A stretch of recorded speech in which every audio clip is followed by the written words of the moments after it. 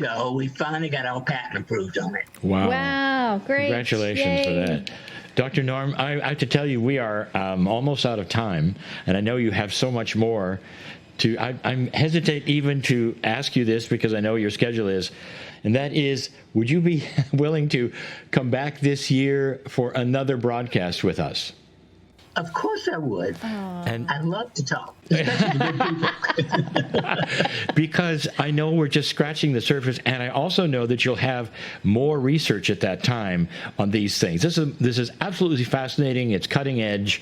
Can I just say I'm proud of you. I'm proud that you're in our lives. And Well, I would say mutual. Thank you very much, and let's all go for a normalized 2021. that's the best thing that you could have said. Do you have anything else to say to us, Doctor? I would say the most important thing is to think health Mm-hmm. and detach from those things you cannot change. I can't change the weather. I can't change government, but I can change my attitude and behavior. Great. Beautiful. What a wonderful way to close this. We're going to talk to Dr. Absolutely. Feely again sometime. And folks, I know we've run out of time for this. And I know many of you are going, keep going, keep going. Yes. We will have this again. This is just absolutely fascinating. So it's time for a break, I believe. Yes, 10-minute break, and we'll see you very soon.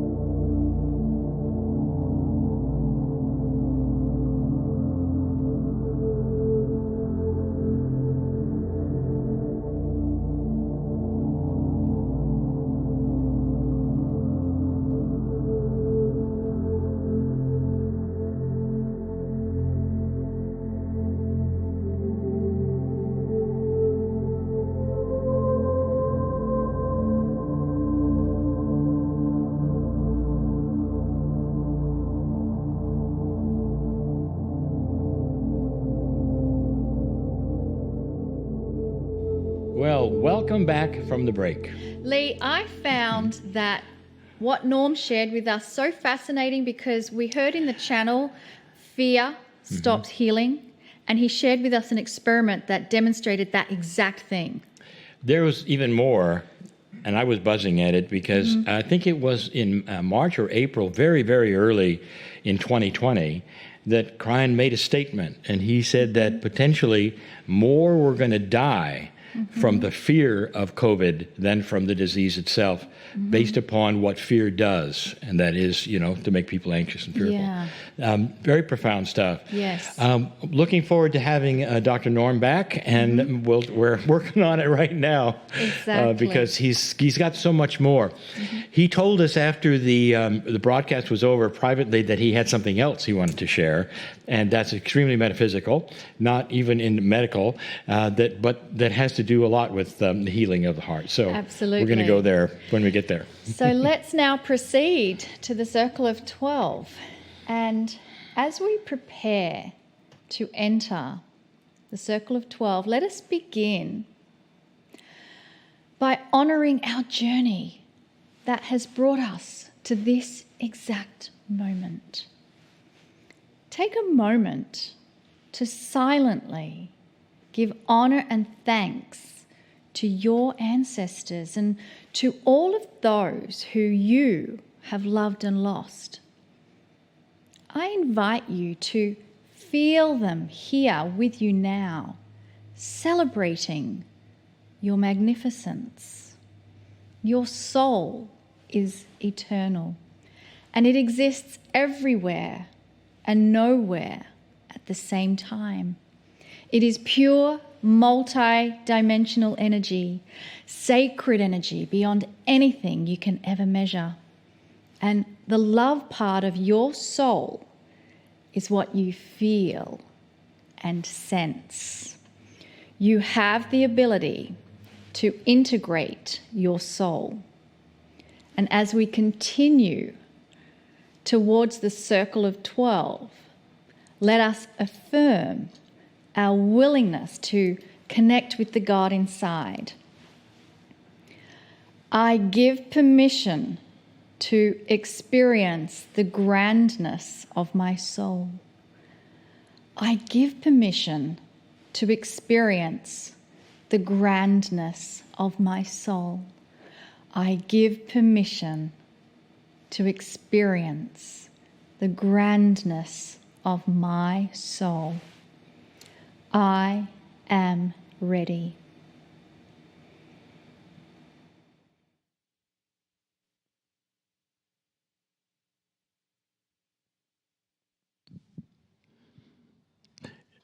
Greetings, dear ones. I am Kryon. Come a little closer. Come a little closer. And we're going to tell you something that's very profound and real and true. Most of those of you listening right now are listening on purpose. That is to say, that even though this particular program is the one that perhaps most would watch as the first program of the month, you're here on purpose. Only a few of you are here as what we call to look around. Most are here on purpose because this is the time for healing. Something happens in this circle of 12 meditation that I told you would. In the months that we have been doing this, I see those who have been affected, changed, healed, because of what they find out, because of the consciousness that starts to marry with the modalities that are presented. Many times consciousness alone. When people start to realize that when you go across the bridge, you enter that which is magnificently you. A place that you were never told was even there. So the profound thing I want to tell you is this. What if the Creator could bend down and whisper in your ear right now? What if that was so? What if you had a communication that was so powerful? Or through prayer, or from any modality that you could simply say, okay, for a moment, just for a moment, the Creator is going to come down and with a very soft and beautiful voice, either masculine or feminine, whatever suits you best, would whisper something in your ear. What would that be? And I'll tell you what it is. The Creator would say to you, come closer. But that is the request from the other side of the veil to every human on the planet. Coming closer is a metaphor, of course. It means to have an awareness of just who you are that allows a closer relationship to that which you were never told you could even have. The Circle of 12 meditation is the creation of an energy of an allowance. It's an allowance that you would have and create that goes beyond that which you're used to, or anything really that you might have been told you could do. We've mentioned it before. Even those healers, those who have been in what you would call spiritual work, metaphysical work, or anything that would land in these areas I'm talking about, spiritualists, meditators, most of them would say to you, I know what is available. I've been out of my body. I've been this. I've been that. I know what you can do. But this surpasses it. It does. And there would be those who would object. And when they say, well, who are you, Kryon, to change the rules? I want you to get this straight and get this clear so that you can repeat this answer to anyone who says those things. I changed nothing. You changed it all when you passed the marker of 2012. When you started opening a door that you can't close, called the future, called more compassionate action than ever before. You did it. You changed the rules. Does it make sense that you would only go to a certain level and then hang there for eternity when it comes to consciousness or meditation or a relationship to the Creator as a human being? You think it only goes to a certain point and that's it and you got it covered? Doesn't work that way. There's always growth, and you know that. But with the change at 2012, we have given you information that the planet itself is helping you. The creative source is helping you. This is a new time. It's a new normal. And it opens the door of allowance for you to see it differently. Wow. So I say to all of those who have studied all their life the very things I'm speaking of, relax for a moment. And I want you to feel, is there something more available or not? Go past that which you were told. It does not at all interfere with your teaching to think there might be more. Because, dear ones, you'll be teaching it. I'm teaching it at the moment. But let a decade pass, and it'll be the norm. And that is, people will start to understand that they go into a certain state of being, of mind, if you wish, of consciousness, that crosses that bridge we're going to cross instantly, puts them into a multidimensional state where they start to work with their soul energy. And they start to meet the things that we have been talking about, and we will talk about even today, doing those kinds of things. It's endless. the things that you can do when you cross the bridge. Crossing the bridge, again, a metaphor. From that which you don't know to that which you will know.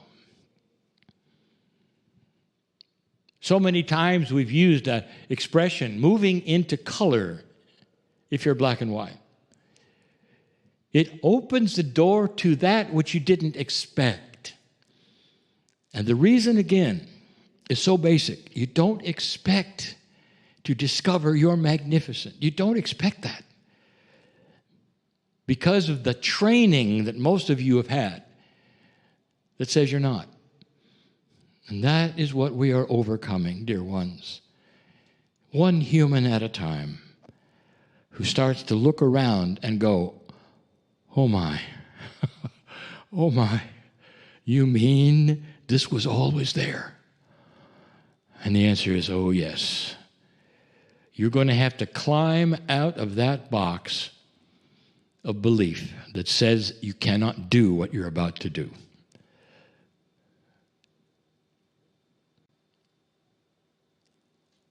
We imagine a chasm, a canyon. Some have even put water in it to make it a moat. But indeed, dear ones, it is a metaphor of separation. This kind of metaphor has been with you forever. It's in most of the scriptures. Look for it. A definition of a separation between your reality and the reality that might be there on the other side of the veil. In so many novels and in literature, legends, poems, there are the sailors who have to cross a large sea and go to a place, perhaps another continent or an island, to find the magic that they're looking for. In the stories that are there, that is the same metaphor. In that case, it's an ocean. But they have to get into a ship, suspend belief, and go find the things that they're looking for. Sometimes it's treasure. But they don't find it on the shore where they are, do they now? These are metaphors that you have had forever. And here it is again. The chasm is there, and a bridge is installed for you. A bridge perhaps even with your name on it. A bridge that is of your own design and making, that will hold either you or many. It's just for you. It's in your mind. And we ask you to cross it into the unknown. It's the beginning of the year. Some are here for the first time in a program like this. Some have been here over and over and over. They know what's coming. The cross from the known to the unknown is what you're about to do. And as you cross the bridge, you get to the middle, and you find you cannot see past the swirling mist. The mist is a metaphor. It blocks that which you are supposed to learn instead of showing you in advance what you're going to see. This is more than a metaphor. It's human nature. As you were going to school, and perhaps you were in some of the first grades of a middle school, and you accidentally saw some of the textbooks of the seniors and the ones who were perhaps going to graduate soon, and you looked at the books and you said, oh my, I will never, ever learn that. They were too complicated. And you might have said to yourself, I'll never make it. It's too much. I won't go there. You've implanted things in your mind that says, it's too hard. That's why you don't get to see it. It isn't too hard, but it might appear that way. Come with me on the bridge right now, together. Let's go. Let's go to that place where in the middle there is this swirling mist. Some have actually put a gate there in their minds without me ever telling you that there is a gate there. It's a swirling mist. That's all there is. The gate has to be opened. There is a metaphor there. Who has the key? Is it you? Indeed it is. But just the fact that there is a gate is even more separation. Let's go there now. With all pure intent, I ask you to take off your shoes. I also ask those who are listening to this, who know what's coming, collectively would help those right now who perhaps go to sleep. Because that is what you do. Because it is a survival method that is metaphysical, dear ones, that says, I don't want to go to this place because at some level I'm not ready. Oh, yes, you are. You wouldn't be listening. So all together, with the help of those listening and all, let's cross the bridge. Come with me now. Through the mist you go, and the clearing happens, and that new land that you see, where the sun shines just a little brighter, where the weather is so calm and beautiful, it's not even seen as weather. There's a stillness there. And some of you will relate to the stillness, and you will find there are animals there, or birds in the trees, or whatever you need that says things are fine. It's an anodyne for the soul. It is a peaceful salve that you wallow in, because there's everything safe here and there's no danger. Looking at you and your soul is not a dangerous thing, because all you see is the magnificence that you are. Come with me, come with me. Let's go through that portal door. We're not even going to talk much about it, because I want to get you into the room and talk more about what's going to happen today. If you're with me for the first time, the room you go into is not just a room. It could be a stadium, but it's a theater of any size you wish, which is a theater in the round. A stage is sunken, so it's like an amphitheater in the round. There are seats all around this stage, and you go down the stairway to this sunken stage, and there's one chair in the middle of the stage, and you know it's for you. And you're going to walk down there. In this particular case, the audience is ready for you. They're ready for you. They're not going to arrive later. There's a hubbub. They're ready for you, and you arrive, and there's a hush.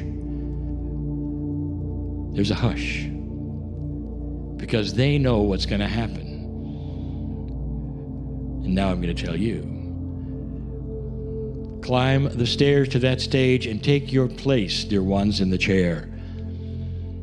It's a chair of honor with your name on it. Everyone has expected you to be there. This particular healing session is for those of you with a disease. That's the specialty today. Now I'm going to tell you who's in the chairs. There are thousands watching this program. Dear ones, did you know that? Right now, as we live stream, as my partner says, a funny name, there are thousands. And each one of you is in two places. Each of you is in the chair, but you're also in the audience. For the audience is the listenership right now, at this moment. Even if it is a replay, it's alive with the now and the presence. It's happening now, because multidimensional things do not have a timestamp, dear ones. You know that. And every single one who is watching now and listening now is going to help you with that disease. There is so much power in numbers. They're not going to reach out their hands and cure you, dear ones. What they're going to do is to make sure you understand that you're allowed to change the disease in you. And they're going to help you with the energy of prayer, compassion, joy, whatever you want. All of you are involved in helping all of you at this moment. What a concept. Do you feel the connection? This is the healing of 12. The 12 being the number, truly, of the way things work in the universe. That's the physics of now, and you're connected to all of it. The connection is so profound that each one of you in a multidimensional state is in the other person. Whatever that disease is that you are looking at or that you want chased away, you have a right to tell it to go away. And all of those around you are giving you the high five and they're saying, you're right, listen. Because at this multidimensional level, they understand that it's doable. And that not only is it doable, you have a right, and it's been waiting for you to eliminate it. Do you know that? You have an appointment in the chair right now. Invitation from the other side of the veil to you at this moment. Cure yourself, dear human being. It is your rite of passage into this beautiful, beautiful, compassionate place where you are going. Let this be the demarcation point. And if you don't feel certain it's happening, then listen to this again and put yourself in the chair as many times as you need to be pure intent to know this is real for you. For now, you all are participating in all of yours, your healing, all of it. What a concept. I want you to stay there. Stay there. And think about what has just happened, dear ones. Is it real or not? Your psyche and your consciousness can play games with that, but I will tell you, it's as real as anything you have ever touched. Touch the face of the Creator, perhaps, and hear the words, "Come closer." And so it is.